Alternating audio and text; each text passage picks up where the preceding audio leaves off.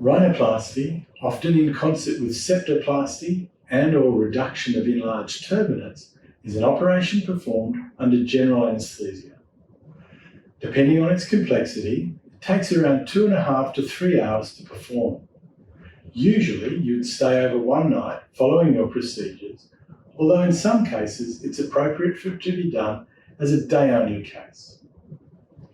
You'll not have anything to eat or drink from either the night before or early on the morning of your procedure. When you get to the hospital, you'll be admitted by the nursing staff, who will ask you questions about your general health, as well as checking your blood pressure, heart rate and temperature. You'll be seen by my anaesthetist, who will have spoken with you over the telephone prior to you coming in. The anaesthetist will talk with you further and go over your anaesthetic before putting a drip in to be able to give you the anaesthetic drugs. The specialist anaesthetists who I work with are highly qualified and very experienced in delivering anaesthetics for rhinoplasty surgery. From the preoperative area, you will be brought around to the anaesthetic bay. That's a waiting area immediately outside the operating theatre, where I'll speak with you further, and you will have the opportunity to ask any questions. I will confirm with you who you would like me to call following your procedure to let your family know that you're okay. You'll then be taken into the operating room, where you'll move from the mobile bed or trolley to the operating table. You'll then be given the anaesthetic drugs to enable your operation to be performed. When you wake up in the recovery area, you will have a splint, which is a heat-moulded plastic thermoplastic splint, on the outside of your nose, as well as splints on the inside. You will have cool packs over your eyes. You'll stay in the recovery area for around 45 minutes before you return to the ward or to the day surgery area.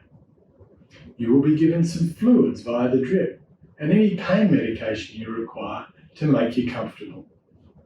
You will be discharged home the following day or later on the day of your surgery if you're a day-only patient. You'll need someone to collect you, as you shouldn't be driving straight away.